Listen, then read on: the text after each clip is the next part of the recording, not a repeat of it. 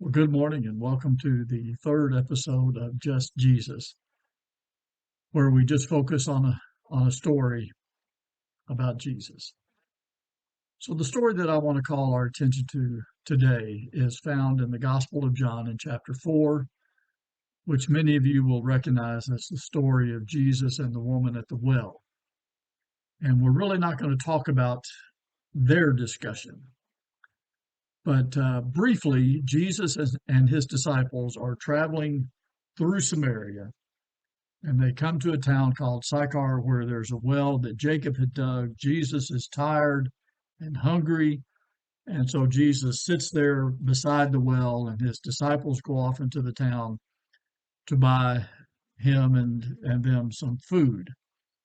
And so while they are gone, Jesus is sitting there by himself, and this woman from Samaria comes up and he asks her for a drink of water. And then they have this discussion.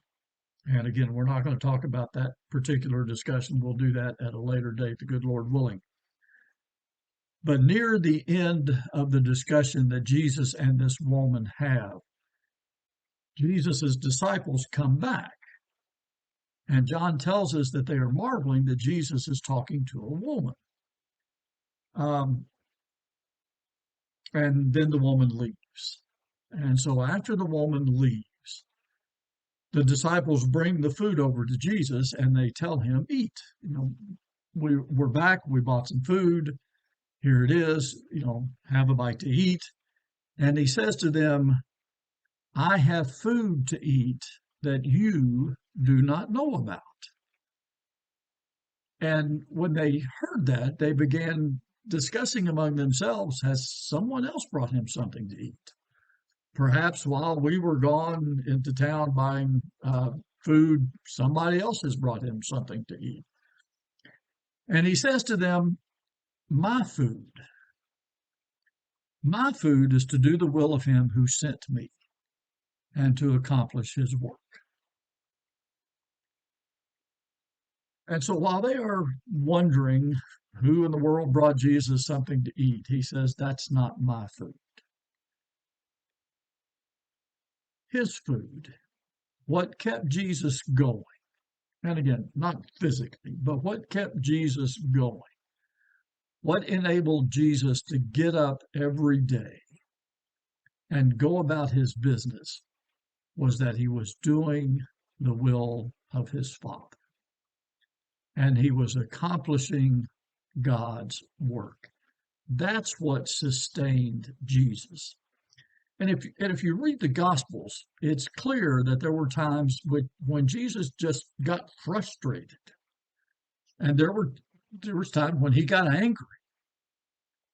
But he would get frustrated with his disciples because there were times where they just didn't get it. And there were times when he was disappointed. He heals the 10 lepers, and only one of them comes back to say thank you. So there were times Jesus was frustrated. There were times when Jesus was disappointed. But what kept him going and what sustained him through all of the disappointments and through all of the frustrations that he felt was that he knew he was doing what his Father wanted him to do, and he was accomplishing God's work.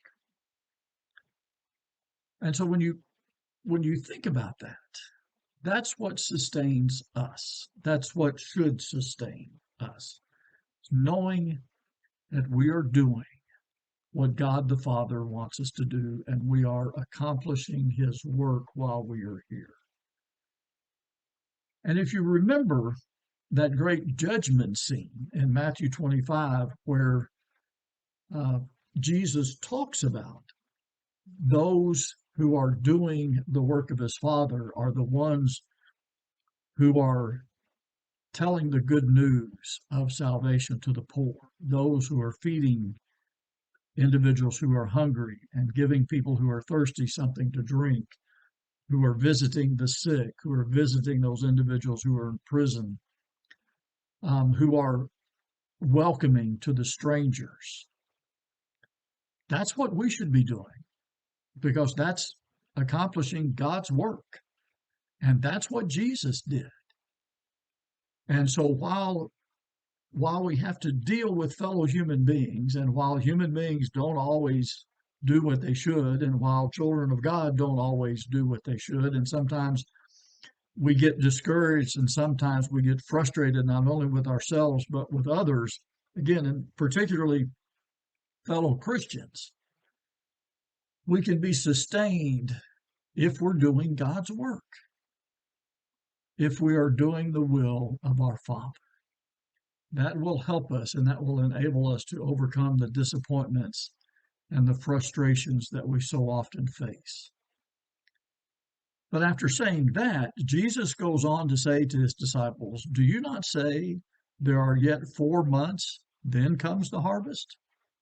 Look, I tell you, lift up your eyes and see that the fields are white for harvest." Jesus saw opportunities to do local evangelism, if you will. Jesus saw opportunities to do God's work in places that many of us would just simply miss. John tells us that this woman is out to draw water from the well at around noon. And scholars tell us that that was not the best time to be out drawing water. But she's out there at noon, and she's out there by herself, which is interesting. Because again, scholars tell us that typically the women went out in groups to the well to draw the water. But she's out there by herself. And more than likely, the reason that she's out there by herself is, in the opinion of many people, and in the opinion of that society of that day, she was not the most popular woman in town. She'd been married 5 times, and now she's living with a man that she's not married to. She was probably the subject of a lot of ridicule. And whenever she walked by, there were probably little groups of people who were whispering about her and maybe pointing at her and laughing at her. She probably wasn't invited to many dinner parties. She was probably not part of the upper crust of society, if you will, because of her reputation. And that's probably why she's out there by herself, because nobody wanted to have anything to do with her. But Jesus saw her as a human being, created in the image of God, who was worth saving. And so he talked to her, asked her for a cup of water.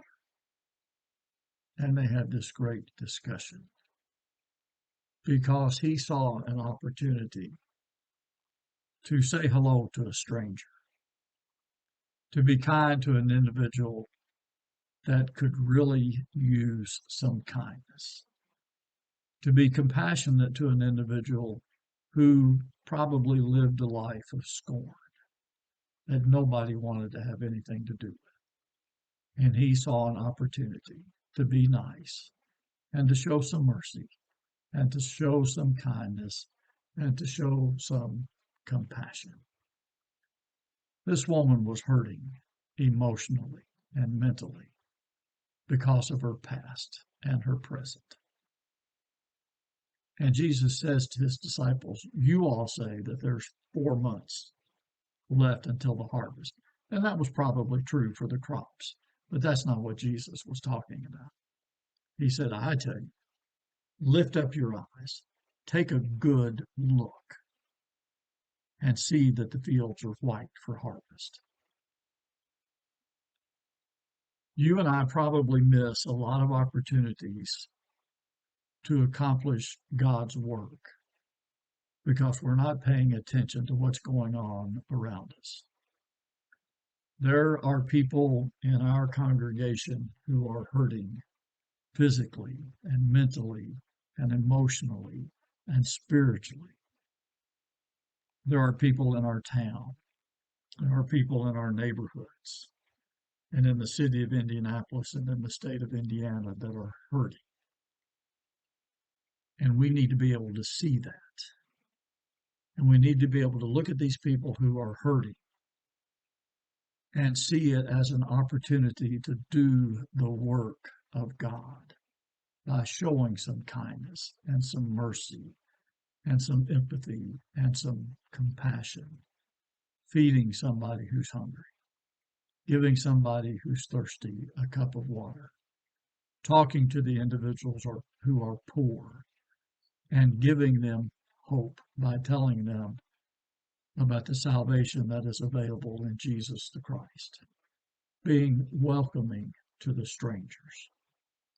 The field is indeed white unto harvest, and we need to be able to see it. Well, I pray that you'll have a great day.